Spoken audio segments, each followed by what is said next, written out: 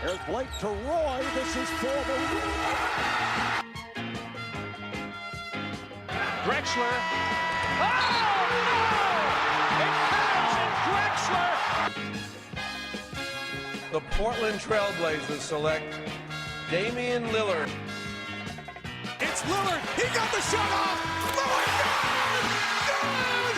And the Blazers win the series for the first time in 14 years! Bonjour à toutes et à tous, ravi de vous retrouver pour un nouvel épisode du Ripcast. Même s'il faut bien se l'avouer, c'est pas la grande forme en ce moment pour les fans des Blazers, c'est le moins que l'on puisse dire. Un general manager renvoyé, des défaites toutes plus inquiétantes les unes que les autres et un léger doute qui commence à s'installer sur l'avenir de la franchise. Quelle est la suite pour Portland après le renvoi de Neil Olshey? Y a-t-il des raisons de croire à un regain de forme malgré tout pour le mois de décembre? C'est ce qu'on va essayer de voir pendant une heure. Et pour cela, je suis accompagné. Lui, il est toujours au rendez-vous à chaque épisode depuis un petit moment avec toute l'envie qu'il faut. C'est Romain, comment vas-tu? Salut Lilian, salut l'équipe. Écoute, ça va très bien. Et pour compléter le trio de cet épisode, il y a Enzo. Comment ça va? Écoute, ça va très bien, Lilian, merci. Ouais, on serre les dents en ce moment, mais bon. Neil est parti, il y a du mieux qui devrait arriver, ça doit. Ouais, je vois que vous gardez le moral malgré les dernières nouvelles et les résultats de l'équipe qui sont pas ce qu'on attendait, c'est le moins qu'on puisse dire. Mais avant de débuter ce podcast, n'hésitez pas, comme d'habitude, à nous suivre sur les réseaux, à vous abonner sur YouTube et à nous laisser des commentaires sur la vidéo ou sur les plateformes de podcast. En attendant de vous laisser faire tout cela, on va parler de l'ouverture peut-être d'une nouvelle ère à Portland.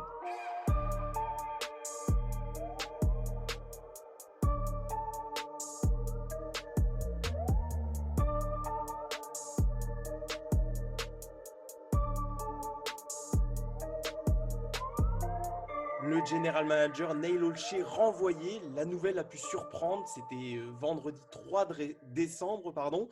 Plus de 4 semaines après l'annonce d'une enquête menée à l'encontre du GM des Blazers pour être responsable d'avoir instauré un environnement de travail dit hostile au sein de la franchise.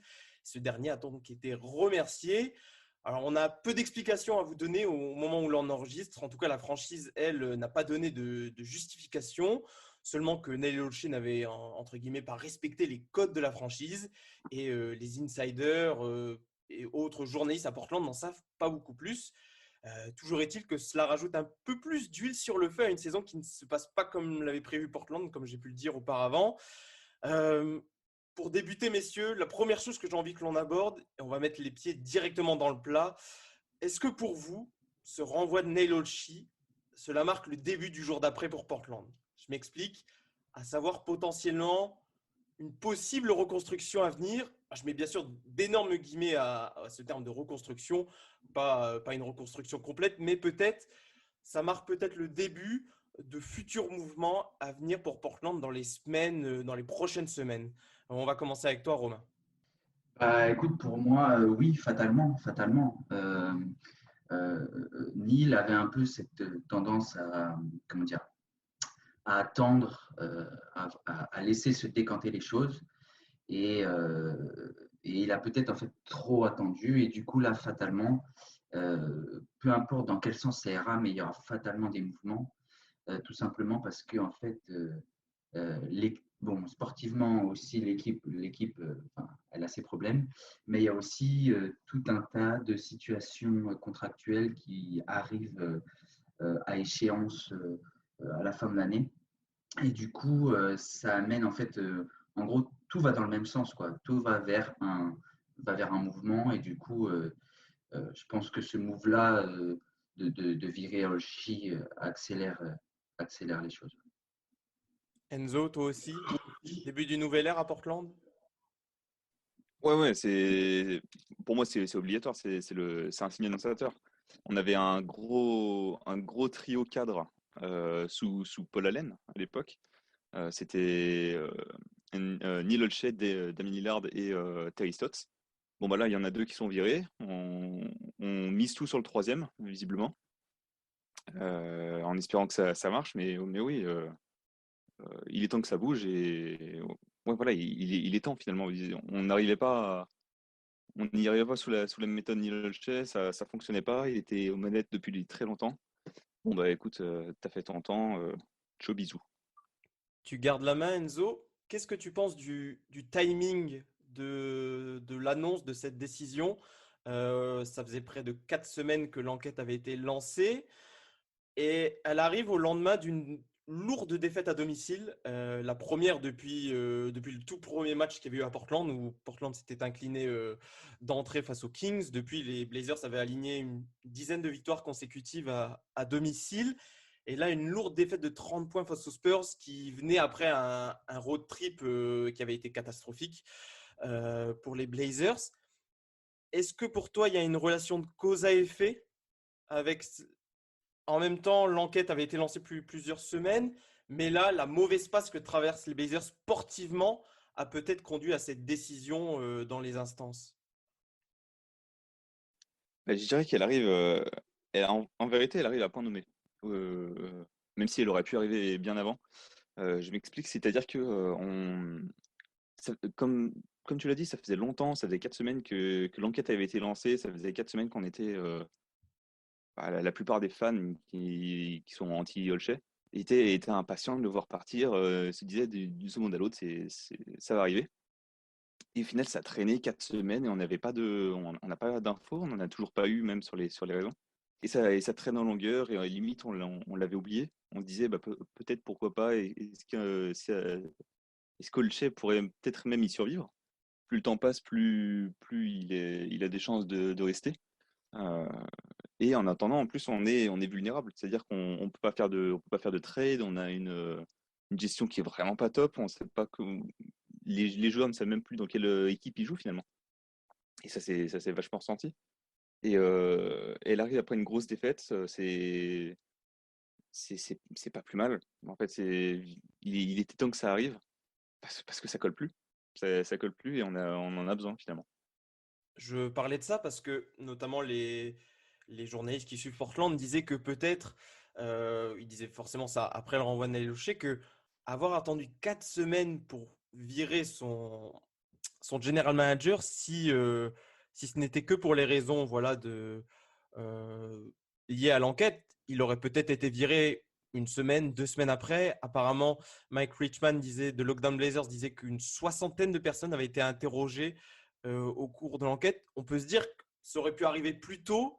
Et là, le timing de cette première grosse défaite face aux Spurs, il y a eu celle encore plus 2 jours plus tard face à Boston. On se dit qu'il y a peut-être quand même quelque chose à voir là-dedans aussi, Romain.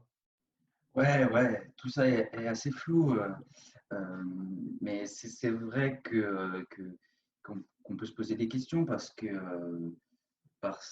comment dire, au final, ce qui ressortait, c'est que tout le monde disait, voilà, Olshi, c'est quelqu'un de pas très respectueux quoi, dans l'environnement de travail, pour pas dire plus. Mais on ne sentait pas non plus de faute grave, quoi, de quelque chose qui permet de le sortir direct. Donc, au final, c'est peut-être un mélange de situations sportives plus de comportement qui fait que on finit par l'éjecter quoi, de son poste, plus qu'une vraie faute grave en interne au niveau du comportement. Parce qu'au final, le code de conduite, bon, je ne sais pas quelle valeur juridique ça a, mais ça ne semble pas non plus être quelque chose qui permet de virer quelqu'un comme ça, quoi. Donc, ouais, peut-être une situation sportive qui finalement devient trop tendue, quoi. On peut faire un petit peu le bilan également quand même de Neil Olshey qui est resté plus de 10 ans à Portland. Il a permis notamment à l'équipe d'avoir toujours en cours en NBA, l'équipe qui a la plus longue série d'apparitions en playoff. Euh, quel, quel bilan vous faites des années Olshey à Portland? Il est plutôt bon sur certains aspects et un peu moins sur d'autres, Romain. Ouais, c'est ça, c'est mitigé. Pour le positif, c'est qu'il a donné les clés, il a donné l'espace à Lillard, même à Stotts, on peut dire, en gros, d'éclore, d'exploser, de devenir le joueur qu'il est aujourd'hui et le leader pour Portland qu'il est aujourd'hui. Je retiens aussi que Neil a fait quelques coups malins, quoi. Je trouvais que voilà, c'était quelqu'un d'assez malin qui pouvait aller chercher. On va retenir notamment le coup de Nurkic, qui était top en échange de Plumlee et d'un tour de draft, ce genre de coup malin. Par contre, dans le plus négatif, c'est voilà, quand il a fallu passer aux choses supérieures, peut-être prendre plus de risques. Là, on a senti qu'il a eu du mal, il s'est raté sur une free agency très importante à 2016. Donc voilà, un bilan mitigé, et puis globalement aussi peut-être sur la fin, on sentait peut-être aussi un petit changement de cap, dans le sens où, enfin de personnalité, c'est-à-dire que Jason Quick a notamment décrit le fait qu'il était assez borné concernant McCollum, qu'il voulait prouver qu'il avait raison de l'avoir gardé, de l'avoir mis un gros contrat. Donc voilà, c'est peut-être sur la fin où il y a peut-être un peu d'usure aussi de son côté. Ouais, et puis on peut mentionner aussi s'il a bien réussi, notamment les drafts Damien Lillard, TJ McCollum, il y a même aussi d'autres joueurs, notamment en second tour, hein. Il y avait Gary Trent Jr., Allen Crabbe, mais il y a eu aussi des petits ratés. On pense notamment à la draft 2017 avec Zach Collins. Et puis, comme tu l'as dit, ouais, ce penchant à vouloir tenter de montrer qu'il avait raison, notamment avec McCollum, voilà, et cette frilosité à faire des grands coups. Il y a aussi une part, les contrats qu'il a pu donner à certains joueurs, bon, pour Alan Crabbe, Evan Turner, mais ça, c'est aussi, il faut le dire et aussi l'intégrer, le contexte de petit marché à Portland, voilà, où si tu veux garder des joueurs, tu es obligé de les surpayer parfois. Donc voilà, toi Enzo aussi, bilan mitigé. Qu'est-ce que tu vas retenir principalement de Neil Olshey? Pour éviter de lui tomber dessus, il est quand même resté 10 ans, et pendant 10 ans, on a eu cette impression, cette idée de Portland, c'est une franchise familiale. Et ça tombe bien sous Paul Allen. C'est-à-dire une équipe où la plupart des joueurs restent, il y a des cadres, on fait très peu de mouvements. Je me souviens d'un simple été où on était énervé parce que Ed Davis était parti, vous voyez. Aujourd'hui, maintenant, où est Ed Davis, on ne sait même plus ce qui se passe ou ce qu'il est devenu. Mais voilà, on tenait à tous les joueurs, on tient à tous les joueurs, on fait attention. Et, euh, et voilà, en vérité, c'était une dynamique qui, moi, personnellement, me plaisait. Après, oui, comme vous l'avez dit, il était très frileux sur les gros coups, c'est ce qui lui a mis du plomb dans l'aile. Il a foiré son été 2016, son été 2017, et il s'est vachement précipité pour re-signer tout le monde et se filer à lui-même aussi un gros contrat après les gros playoffs en 2019. Donc ouais, c'est mitigé. Il n'empêche qu'on aurait pu le faire partir avant, quoi. Mais c'est sûr que c'est marrant parce que tu parlais de ce contraste. Il y a ce contraste maintenant entre Portland, qui était il y a encore 2 ans de cela, typé comme la franchise stable, où justement voilà, il y a une bonne ambiance, il n'y a que des good guys dans l'équipe. Et là, les derniers événements, à la fois l'embauche de Billups, la manière aussi dont on a renvoyé Terry Stotts, la manière dont Neil Olshey s'est un peu tout jeté sur l'ancien entraîneur des Blazers. Et puis là, voilà, cette affaire, la communication de ces derniers mois, je pense que ça détériore plus le parcours global de Neil Olshey que ce que n'est la réalité. Je pense qu'il a quand même plutôt un bon bilan. Je lisais sur la période où il a 55% de victoire avec Portland, ce qui est quand même plutôt pas mal et qui a permis voilà, justement toutes ces apparitions en playoff.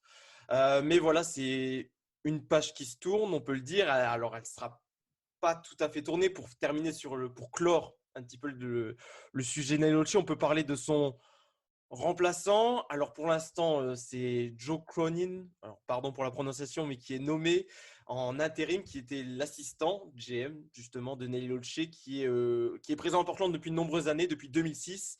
Il a occupé différents postes. Il a notamment été directeur du développement des joueurs. Il a aussi été chargé du salary cap. Et on ne sait jamais s'il reste. Ça peut peut-être être intéressant dans cette perspective. On sait que pour l'instant, Portland est dans la luxury. Et peut-être qu'avec le bilan actuel, la franchise n'aurait pas envie de payer cette taxe. Mais on peut parler des quelques peut-être noms pour finir qui ont été cités juste après le renvoi de Neil Olshey. Alors il y avait notamment Tayshaun Prince pour ses liens avec Chauncey Billups, les deux qui ont joué ensemble à l'époque aux Pistons. Mais apparemment, la piste aurait vite été écartée. Il y a Brent Barry des Spurs, Mark Eversley des Bulls.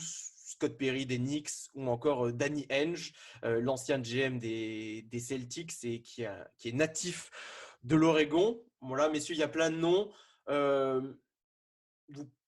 Qu'est-ce que vous pensez de là? Vous pensez qu'on va attendre un petit peu avec le GM intérimaire ou est-ce qu'on va essayer malgré tout de prendre vite une décision pour nommer quelqu'un en place et potentiellement faire des mouvements dans les prochaines semaines? Romain?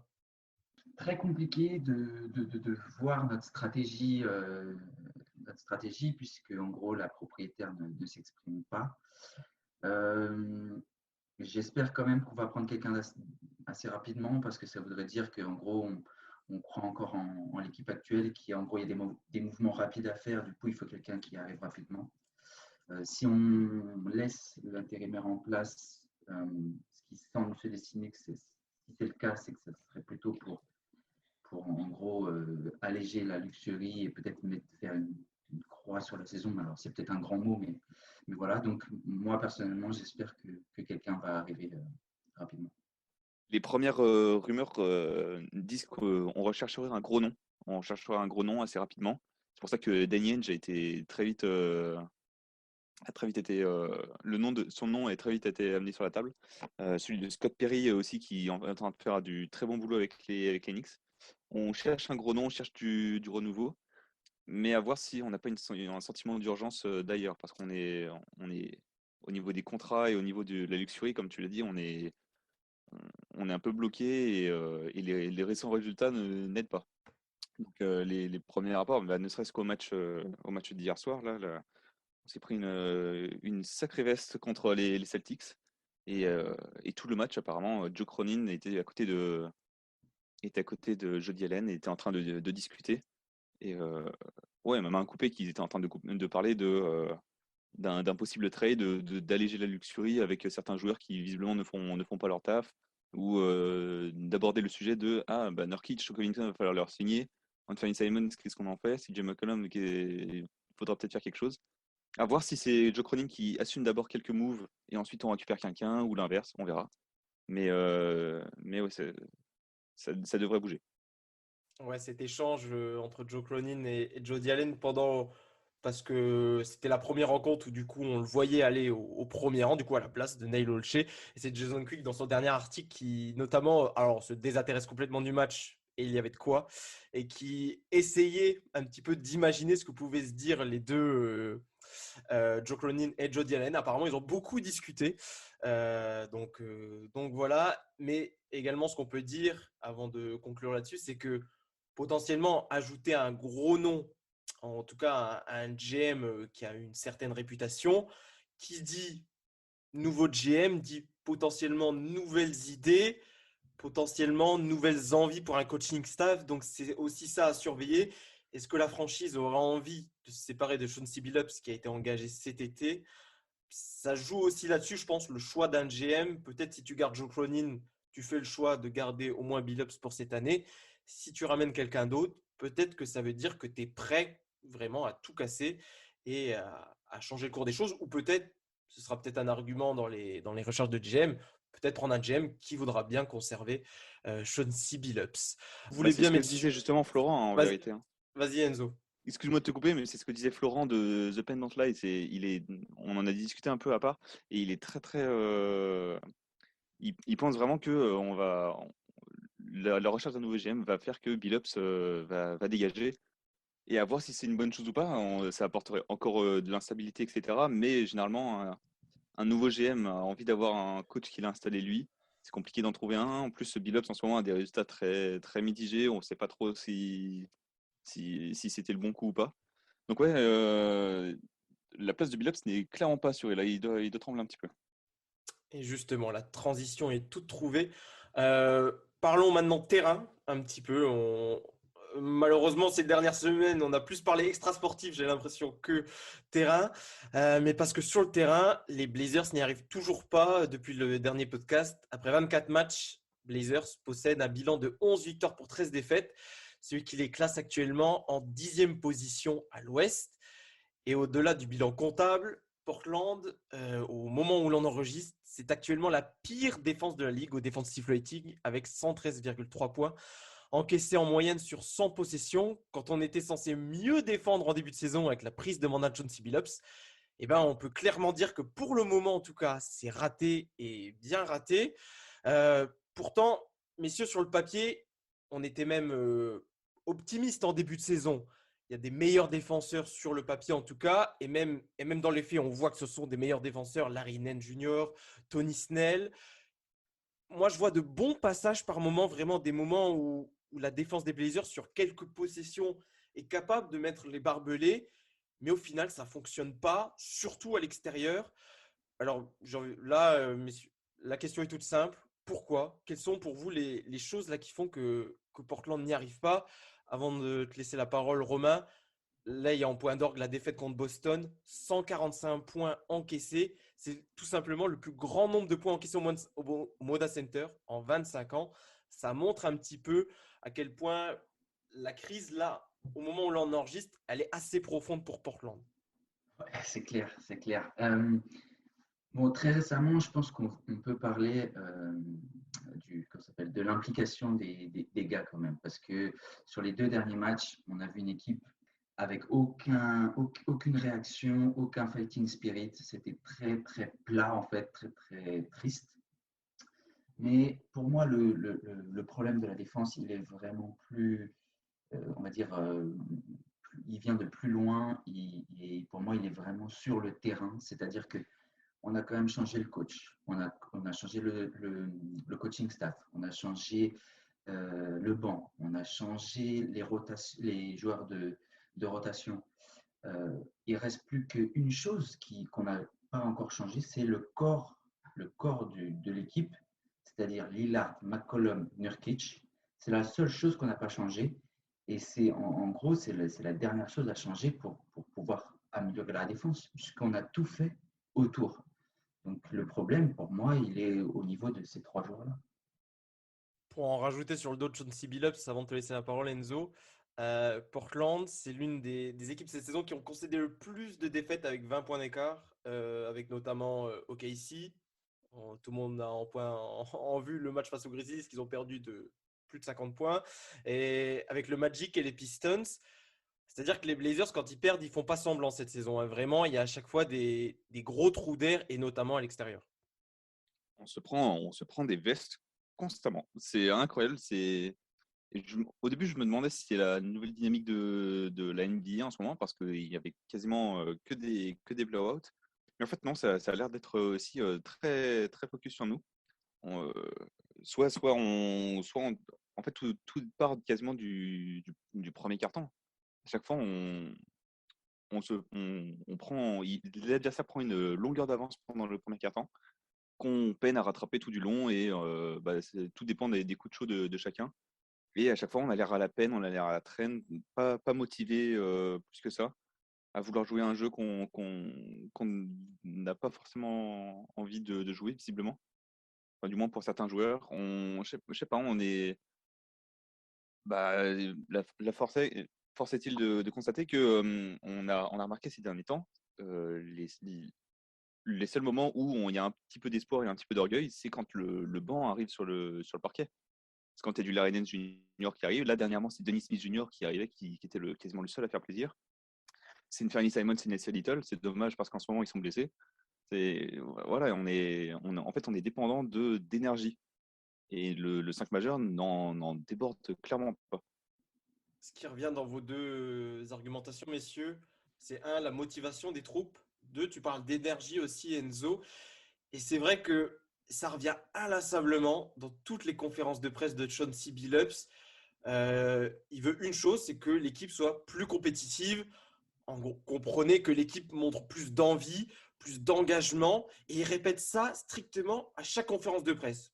Au début, on se dit, ok, c'est pour un peu piquer les joueurs. Mais là, après 24 matchs, quand le coach continue encore à dire ça, est-ce que ça ne vous pose pas un petit peu question sur sa capacité justement à motiver ses troupes?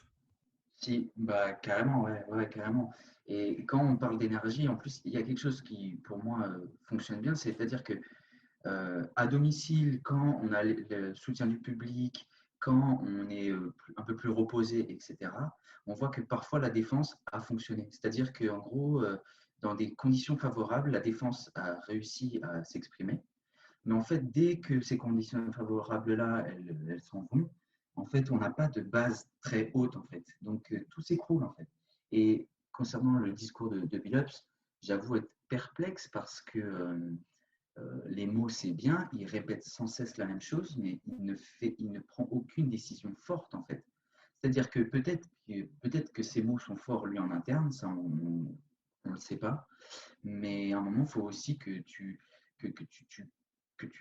mettes des actes en face des mots. Faut que tu fasses quelque chose. Enfin, on prend un exemple tout bête, et peut-être que ça ne marchera pas d'ailleurs, mais Thibodeau, à un moment, il a dit, voilà, Kemba, je ne te fais plus jouer. Peut-être qu'au cours de la saison, il le réintégrera, je ne sais pas. Mais il a pris une décision forte, et Billups, pour l'instant, il répète sans cesse la même chose. Et du coup, on peut aussi, lui, il remet en question ses joueurs, mais nous, on peut aussi le remettre en question lui, parce que ça veut dire qu'il a aucune solution ou qu'il, enfin, ouais, il cherche peut-être autre chose que juste changer sa rotation, je sais pas. D'autant qu'il est aussi en conférence de presse, il menace un petit peu de justement de mettre des joueurs qui ont plus envie sur le terrain. Mais au final, bon, il est aussi pas aidé parce que là, il y a récemment plusieurs petits bobos qui viennent s'accumuler. Donc forcément, tu n'as pas vraiment ton choix sur les joueurs. Anthony Simons s'est blessé, Nassir Little aussi, Damien Lillard, peut-être CJ McCollum qui est sorti sur blessure face aux Celtics. Donc, c'est aussi difficile pour lui de vraiment faire des choix ces dernières semaines. Mais c'est vrai que, par exemple, il se plaint, notamment, je te relance sur ça, Enzo, euh, il se plaint qu'il a des joueurs, qu'il a son trio de guard qui fait 6-3, comprenez, qui fait 1m90 et pas plus. Euh, mais si tu le sais, pourquoi à chaque match, quand ils étaient les trois là, évidemment, Lillard, McCollum, Powell, tu les mets ensemble. Si à chaque fois ton excuse c'est de dire bah oui, mais ils sont trop petits et du coup on se fait enfoncer en défense. Au début, j'aurais eu tendance à le défendre là-dessus, en disant que malheureusement, c'est très bête à dire, mais dans le sens où c'est un coach rookie qui arrive dans une équipe qui est avec des cadres qui sont là depuis de nombreuses années. Donc, à Lillard, évidemment que tu ne le sortiras pas. Il y a des débat entre Norman Powell et CJ McCollum, sauf que les deux ont un niveau parfois quasi All-Star et du coup, tu en as besoin. Et c'est une line-up qui peut marcher. Il y a débat, mais ça peut marcher. Le débat que j'ai, c'est en me disant, c'est bizarre quand il y en a qui sont blessés dans le lot, et ben ils continuent avec une line-up à 3 yards. C'est-à-dire que là, ces derniers temps, on a joué avec Anthony Simons à la place de Lillard. On a joué avec Dennis Smith Jr. à la place de Lillard. Norman Powell, en fait, reste le 3 quoi qu'il arrive, même malgré les blessures, mais malgré le fait qu'on n'ait plus de banc, on n'ait plus de backup guards ou quoi. Je sais pas, est-ce que c'est la technique avec laquelle il veut jouer, il a adapté tout son plan de jeu là-dessus parce qu'il sait qu'il jouait avec Dame et CJ à Portland, je sais pas. J'en ai aucune idée, mais oui, il a des petits soucis pour calibrer son banc et son équipe. Et en espérant que ça dure pas trop, mais ouais, pour l'instant, ça patine. Et peut-être, parce que là on charge beaucoup Chauncey Billups, peut-être à raison, mais est-ce qu'aussi, alors le roster a évolué, on a transformé des joueurs comme Enes Kanter, Carmelo Anthony en des Larry Nance Jr., des Tony Snell, des joueurs qui apportent plus de défense. Mais est-ce que ces changements, alors assez relatifs, tu l'as dit au final, Romain, parce qu'on a gardé l'axe principal qui est Lillard McCollum, Nurkic, on peut ajouter Powell avec, puisqu'il était arrivé en milieu de saison dernière. Mais au final, les seuls changements qu'on a fait, ce sont des changements sur le banc. Et est-ce qu'ils sont suffisants pour s'adapter quand même à un style de jeu qui est quand même assez différent de ce qu'on pouvait avoir avec Terry Stotts, notamment en défense, c'est beaucoup plus agressif, ça monte beaucoup plus haut sur le porteur de balle. Et est-ce que là, Chauncey Billups, il n'a pas une excuse pour lui en disant « Ouais, moi je veux bien essayer de développer un autre type de défense à Portland, mais on ne me donne pas les bons outils pour que je puisse travailler correctement. » Est-ce que c'est un argument qui peut s'entendre, ça? Oui et non. Je commence par le nom. Je commence par le nom parce que il ne doit pas être 30e défense. C'est-à-dire qu'on a quand même renforcé un minimum la rotation en défense. Donc, il ne peut pas faire pire que l'année dernière. Ensuite, oui, parce que je suis d'accord, il n'a pas le matériel pour être une bonne ou une très bonne défense. Je veux dire par là, c'est que par exemple, pour Nurkic, qui déjà n'est pas forcément un top défenseur, mais qui était correct, on lui fait faire des tâches qui ne correspondent pas à son profil. On a deux guards petits, pas très athlétiques, pas très longs sur les lignes externes. Donc ça veut dire qu'on n'a même pas un stopper défensif à l'extérieur. On voit que Rocco est en perte de vitesse, même physique. Donc je suis d'accord avec ce postulat-là de Billups, qu'il n'a pas le matos pour faire ce qu'il veut. Ça manque de longueur, ça manque c'est pas assez athlétique, ça manque de taille, même sur le banc, ça manque un peu de taille aussi. Hein. Mais par contre, 30e est pire que l'année dernière. Enfin, ça par contre, je peux pas lui céder ça en fait. Et là où on peut peut-être lui céder ça, justement, c'est, et t'en parlais un petit peu avant, Romain, c'est justement les bons passages de l'équipe quand ce sont les remplaçants qui sont sur le terrain. Moi, je pense notamment en tête les passages où on a Larinen Junior en 5, que ce soit en défense ou en attaque. Et je trouve par exemple qu'un Larinen Junior peut remplir ce que voudrait un Chauncey Billups, c'est-à-dire monter très haut sur le porteur et pouvoir switch aussi. Parce que par exemple, un Nurkic, on le voit bien, il essaye, mais il est incapable de pouvoir faire ça, Enzo. Ouais, c'est ça. Depuis, ça faisait quelques matchs qu'on finissait en small ball avec la Rennes 105 parce qu'ils faisaient du bon boulot. Et encore une fois, moi, je voyais là ce qu'il voulait dire par je récompense ceux qui me donnent l'envie et ceux qui me montrent qu'ils méritent ma confiance. Larinen Junior a été explosif, en tout cas au début. Et là, il est un peu plus à la peine. Et c'est peut-être pour ça en même temps, on n'a plus tellement de matchs sérieux ces temps-ci. Mais on l'utilisait beaucoup et c'était une option qui paraissait viable, en fait, une bonne idée de Billups. En plus, ça piquait un peu Nurkic qui dans son orgueil parce qu'il se disait ah d'accord, ok, donc moi j'ai plus le droit de finir les matchs parce qu'on me demande un autre boulot. Enfin voilà, en gros, c'était peut-être une bonne idée. Maintenant, je sais pas, je serais du genre à être plus indulgent avec Billups, justement pour ça. C'est-à-dire que c'est un coach rookie qui arrive dans un. Après, c'est le mauvais contexte, mais il arrive dans une franchise qui est à bout de souffle, avec un duo qui se fait tailler de toutes parts. Dans une franchise où le coach était là depuis 9 ans. Un GM qui bientôt se fait virer, et du matos qui ne lui correspond pas. C'est-à-dire qu'on a uniquement des facilitateurs et des joueurs offensifs à qui on demandait simplement de joue ton jeu et tu verras que ça nous plaira. Sauf que lui veut installer des plans de jeu, établis avec des schémas que Stotts n'aurait jamais osé toucher, je pense.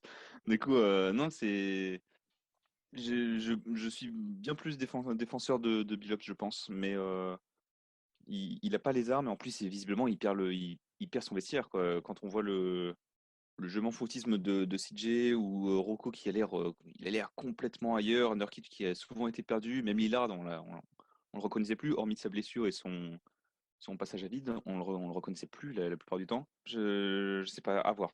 Est-ce que l'on a sous-estimé l'impact que peut avoir comment dire, les récentes affaires, et je remonte jusqu'à l'embauche de Billups, jusqu'à aujourd'hui. Est-ce qu'on a sous-estimé l'impact que ça pouvait avoir sur les joueurs? J'entends par là que dans la preview de saison, Adrien se disait justement que pour lui, non, justement, les joueurs allaient passer au-dessus de cela. Ils ont un objectif, voilà, d'aller le plus loin possible en play-off, qui vont jouer, qui vont être remotivés par un nouveau coach. Mais est-ce que, j'ai envie de dire, on pourrait prendre le cas avec notre vie de tous les jours. Si quand on est au travail, qu'on sait que dans la direction, ça se passe pas très bien, alors on va pas s'arrêter de travailler du jour au lendemain, mais ça va peut-être affecter notre investissement dans le travail. Est-ce que pour toi, Romain, on a sous-estimé l'impact que ça peut avoir sur les joueurs?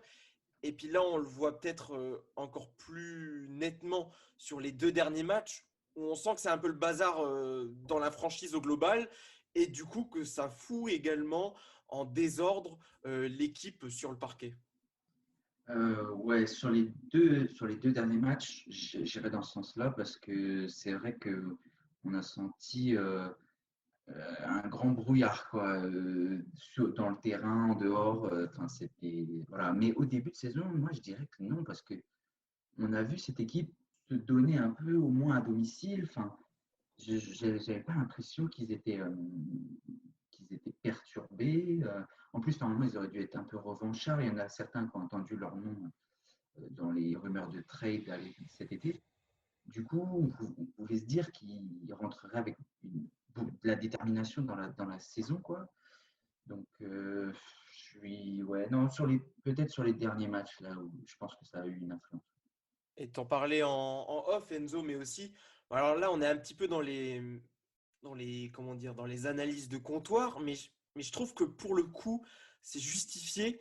C'est vrai que cette saison, on ne sent pas non plus l'équipe aussi joyeuse qu'elle a pu l'être par le passé, alors que de nombreux joueurs sont, je veux dire, les cadres du vestiaire sont les mêmes. Les joueurs qui sont arrivés sont des remplaçants comment dire, qui ont une bonne réputation dans la ligue. Cody Zeller, Tony Snell, Larry Nance Jr., c'est des joueurs qui font pas de vagues et qui justement, on le voit même quand ils jouent à domicile, qui arrivent à insuffler de la bonne énergie. Euh, c'est vrai qu'on sent sur l'ambiance de l'équipe peut-être que le contexte au global pèse sur les joueurs. Ouais, bah évidemment, ouais, c'est vrai on, on joue pas tellement au diapason sur le terrain et ça se voit. Même ouais, comme tu l'as dit dans le vestiaire, dans le sens où bah, pour réutiliser les mots très forts de Jason Quick, l'équipe est cassée.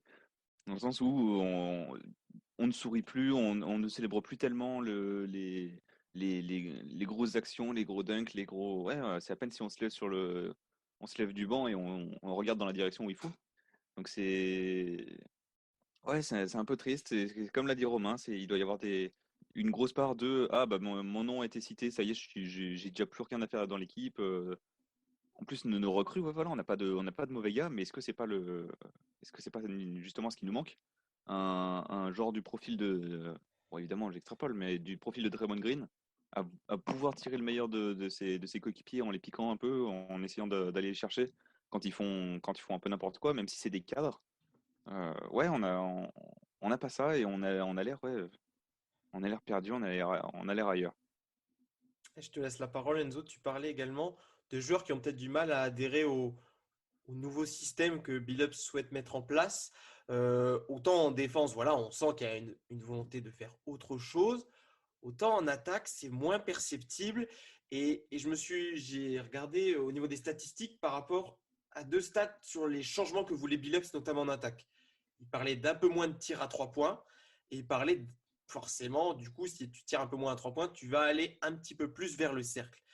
Et dans les chiffres, alors on n'a que 24 matchs dans les compteurs, mais c'est pas forcément, en tout cas, c'est pas très perceptible. Cette année, Portland tente 38 tirs à 3 points par match, c'était 40 l'an dernier, donc 2 de moins. Et au niveau il y a un petit peu plus d'attaque du cercle, mais dans le même temps, le pourcentage at the rim, comme on dit, c'est dans le top 10 des moins bonnes équipes, Portland, avec 61% de réussite au cercle. C'est peut-être en attaque, on voit vraiment que les joueurs n'adhèrent pas tout à fait au plan de jeu que va mettre en place Billups. Et on en revient toujours aux mêmes choses, c'est que l'axe forcément 1-2-5 est le même. Donc ces joueurs-là, tu ne vas pas forcément les faire changer du jour au lendemain. Lillard, il ne va pas prendre 4 tirs à 3 points de moins cette saison, même s'il n'en met pas un du tout. Mais c'est ça aussi qui est difficile pour Billups, c'est de vouloir tout changer, mais avec des joueurs qui sont quasiment tous les mêmes. En tout cas, les joueurs majeurs sont les mêmes. Ouais, et en plus, je veux dire, c'est pas comme si tu étais en train de former des joueurs, c'est-à-dire que c'est des joueurs établis qui ont leur style de jeu depuis des années. Lillard, c'est un maestro du pick and roll. Il peut de temps en temps jouer off-ball, etc., pour varier un peu, mais tu ne vas pas le faire changer du jour au lendemain, quoi. Tu as raison. Et, et du coup, en fait, c'est vrai qu'on ne voit pas tellement de super système, etc. Ça recherche un peu plus la passe, mais on ne voit pas non plus de système hyper léché ou avec très peu de touches de balle, etc., quoi. Il y a quand même, ça reste quand même une équipe beaucoup qui reste sur le dribble euh, pour aller chercher même les paniers, on va dire, au cercle. Ça reste quand même beaucoup de dribble pour les obtenir.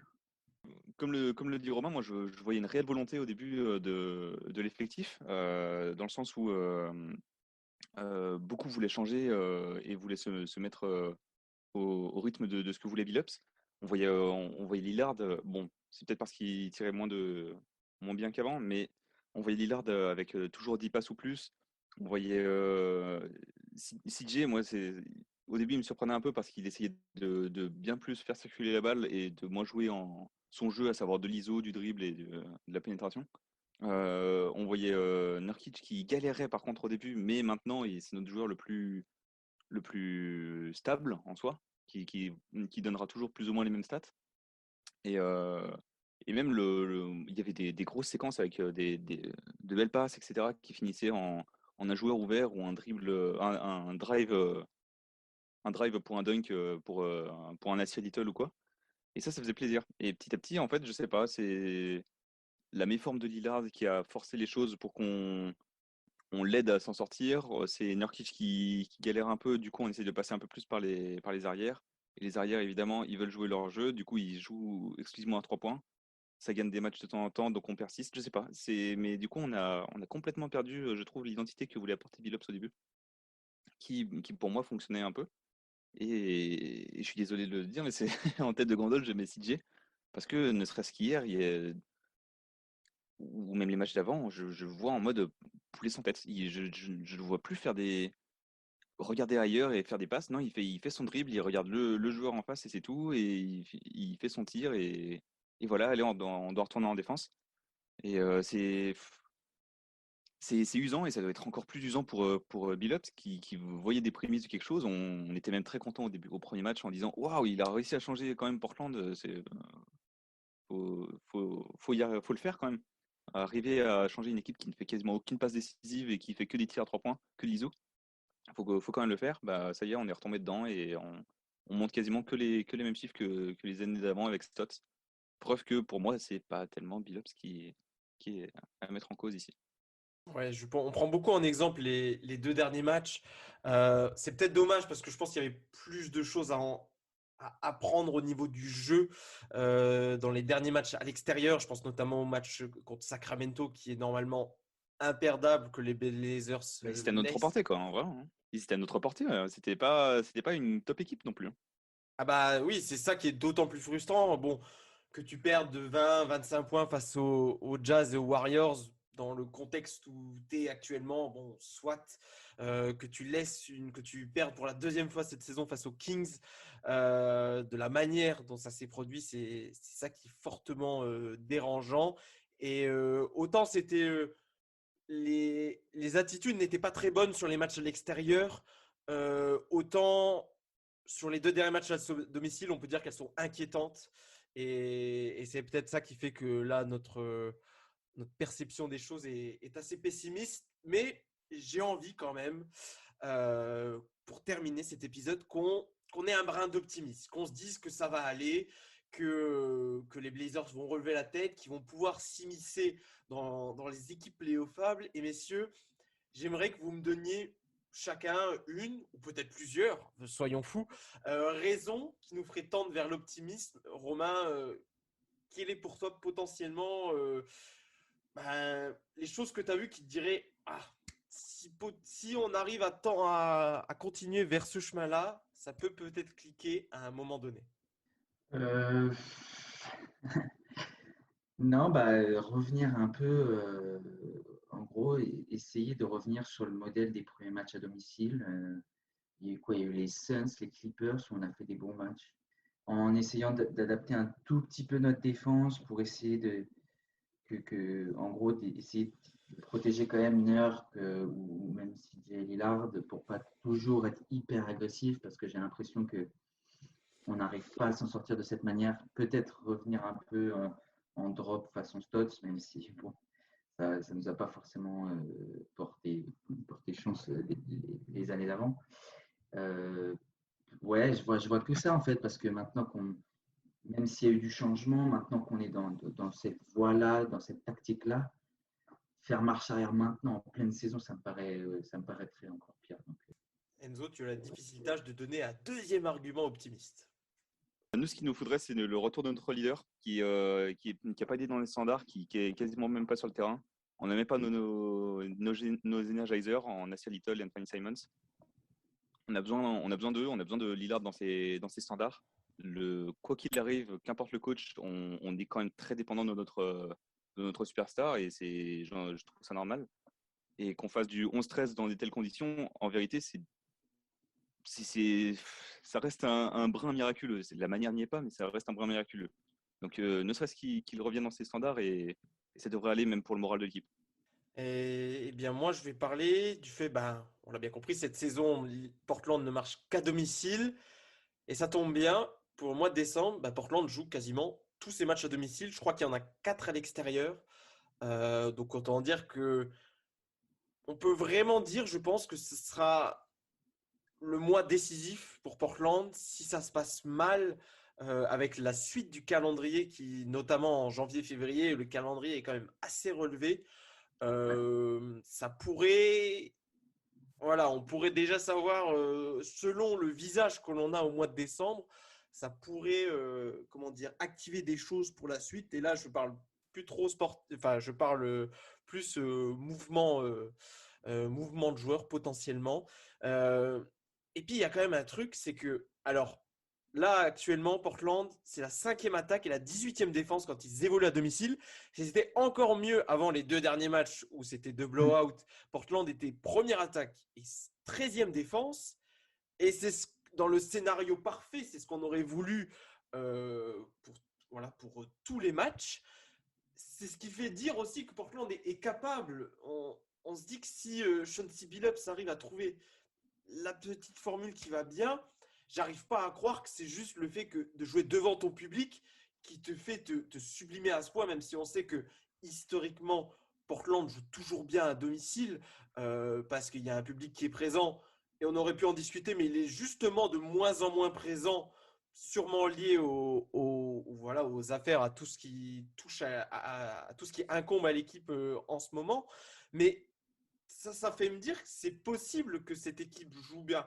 Quand je la vois, notamment quand il y a la seconde unité sur le terrain, la manière dont elle défend, et je me dis que c'est potentiellement reproduisible plus de fois, même si on sait bien évidemment que les apports de joueurs du banc sont toujours beaucoup plus aléatoires que ceux que tu peux avoir de ton 5 majeur. Mais ceci me fait dire que au bout d'un moment, si ça clique, c'est peut-être possible que Portland soit au moins, on ne dit pas d'aller dans les hauteurs de l'Ouest, mais au moins d'être peut-être cette équipe comme les années précédentes qui au moins joue les playoffs à plutôt un bon niveau médian, mais qui n'a pas forcément plus. Voilà. Est-ce que vous avez d'autres espoirs ouais, d'optimisme qui vous viennent? je vais en ajouter un en étant un peu taquin, mais je vais juste dire Ben Simmons, peut-être. Ou peut-être d'autres joueurs. Mais en tout Ou cas, autre. pour toi, l'optimisme tend vers un mouvement dans les semaines à venir. Bah, déjà, ça serait un motif d'optimisme parce que ça voudrait dire qu'on a choisi de rester compétitif et qu'on n'a pas choisi de reconstruire. Je vous balance un petit nom comme ça que moi j'ai rarement entendu et que j'ai trouvé très intéressant, mais Jerami Grant des Pistons. Alors, je, je l'ai beaucoup défendu. J'ai un tel profil dans ce genre-là me plairait beaucoup. Ouais, en fait, j'essaie de rester le plus lucide dans l'idée où, avec nos armes, jamais on pourra aller trade pour du calibre Kevin Durant ou quoi. Ou même du Jaylen Brown, par exemple, ça me semble très compliqué. Et c'est pour ça qu'un joueur du profil de Jeremy Grant me plaît. La défense, l'attaque placée, même un brin de shoot. Et en vrai, ça peut nous apporter un bon coup d'air frais. Ça peut aider l'équipe dans le bon sens et être juste nous permettre d'avoir une line-up un peu plus correcte, un peu plus cohérente, quoi. Et Jeremy Grant qui a un contrat à 20 millions cette saison, 20 millions aussi la suivante. Donc bon, voilà, faudrait que les Pistons rajoutent des pièces pour que ça match potentiellement avec un CJ McCollum. Donc voilà. Mais aussi, on parlait, voilà, il y aura, même si on souhaite un gros mouvement, il faut aussi tempérer. Il y aura peut-être juste des petits mouvements. On en parlait en début d'épisode, mais juste pour s'ajuster au salary cap. Pour rappel, là pour l'instant, on est 4 millions au-dessus de la limite pour la luxury tax. Donc si on ne voudrait pas, en tout cas, on n'est pas concerné nous, mais si Jody Allen ne voudrait pas être concerné par ces taxes, il faudrait enlever 4 millions du salary cap. Sachant que peut-être ceux qui sont fermés à des échanges, dites-vous bien que si on garde McCollum, Norman Powell, pour re-signer un Anthony Simons, c'est très compliqué. Alors je suis taquin, je joue sur l'affect, voilà, sur nos petits protégés. Là, je tends une perche sur Adrien qui, voilà, qui on sait est le fervent défenseur de Simons. Mais si potentiellement tu veux re-signer tes stars, enfin tes jeunes stars en devenir, il faudrait peut-être se séparer d'autres personnes. Ben, c'est surtout que en soi, c'est faisable parce que tous les joueurs, que ce soit Rocco, Nurk, Ant, on a leur bird rights, excusez-moi. Du coup, on pourrait les mettre dans le cap. Le problème, c'est que quand tu cumules 4 guards quasiment du même profil, que ce soit dans le jeu ou dans le profil physique, avec des gros contrats, ça devient hyper redondant, quoi. Donc, à un moment, il va falloir prendre une décision, c'est clair. Puis surtout qu'on trouve de moins en moins Jody Allen elle aurait raison de payer la luxury, là. Elle assiste à des matchs qui deviennent de vrais purges et on lui dit bon, bah, il faudrait encore repayer lui et essayer de rester compétitif. Ça va être compliqué pour, pour ses finances. Donc, à mon avis, ouais, elle doit penser aussi à se dire est-ce qu'il n'y a pas un petit mouvement un peu qui nous permette soit de rester compétitif, soit juste de me remettre dans les rails, quoi. Et c'est peut-être pour ça que le mois de décembre sera important. Parce que là, bon, tu l'as dit, Enzo, on est en 11-13. Au final, ça peut aller très vite, ça peut remonter très vite. Mais si les défaites continuent à s'accumuler, peut-être que là, elle se dira non, je ne vais pas payer. Et n'importe quel propriétaire, presque, ce serait une décision logique. Je ne vais pas payer de la taxe pour une équipe qui est borderline playoff et qui là ne l'est même pas, qui est pour l'instant en lutte pour le play-in et ça serait compréhensible et c'est pour ça que je pense que vraiment le mois de décembre va être décisif et bien messieurs je pense qu'on se retrouvera aux alentours de Noël. On aura déjà peut-être une petite idée, il y aura peut-être déjà eu un mouvement, on aura peut-être un nouveau GM, qui sait. En tout cas, on se donne rendez-vous dans une quinzaine de jours, 3 semaines pour faire le point. On espère qu'on aura un petit peu plus d'optimisme à vous donner aux auditeurs parce que c'est vrai que là, c'est un petit peu compliqué. On ne prend pas forcément de plaisir devant les matchs, certainement comme vous. Même là, on ne parle pas de choses très, très joyeuses. On parle du renvoi d'un general manager. On parle d'une équipe qui, on la sent, en tout cas, c'est ce qu'on perçoit, démotivée. Donc voilà, on espère que les Blazers vont pouvoir relever la tête, que son leader Damian Lillard va pouvoir peut-être renverser le cours des choses de manière positive. Mais voilà, en attendant, messieurs, merci à vous d'avoir été présents. Là, on part sur un trio qui se répète beaucoup cette saison. Voilà, on va essayer d'avoir un petit peu plus. On va essayer de faire revenir Florent, notamment. Peut-être s'il y a un nouveau GM, je pense que Florent sera motivé à l'idée de revenir. Puis on fera également revenir Adrien. Ça fait un petit moment qu'on l'a pas eu depuis la preview, on l'a pas eu. Donc on les fera revenir également pour avoir d'autres opinions et avis sur notre franchise des Blazers. En attendant, alors si vous ne l'avez pas fait en début d'épisode, abonnez-vous sur YouTube, laissez des commentaires en podcast. Dites-nous, vous aussi, ce que vous pensez de la situation des Blazers, si pour vous, l'équipe va bouger, si les Blazers vont réussir à remonter la pente. C'est intéressant aussi de débattre parce que nous, on est un peu dans notre cercle fermé de conversation de la rédac du Ripcast, mais ce serait bien aussi d'avoir vos avis à vous, les auditeurs, sur la situation actuelle de Portland. Et puis voilà, on va se quitter sur ces mots. On vous dit à dans 15 jours, 3 semaines. Et puis, go Blazers malgré tout. Il faut quand même les soutenir dans cette période assez difficile pour eux. Allez, bye bye. Ouais, voilà. Allez. Restez, les fans, on les reconnaît jusqu'au bout. Bon courage.